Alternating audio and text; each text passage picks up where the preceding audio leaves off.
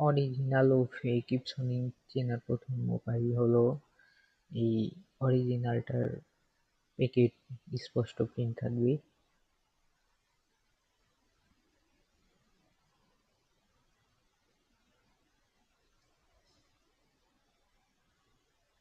এই যে লোগো চকচক করবে অরিজিনালটায়, আর ফেকটায় হবে না। উপরের দিকে এই ফেকটায় তীর চিহ্ন থাকবে, কিন্তু আসলটায় কোনো থাকবে না, আর লেখাও থাকবে না।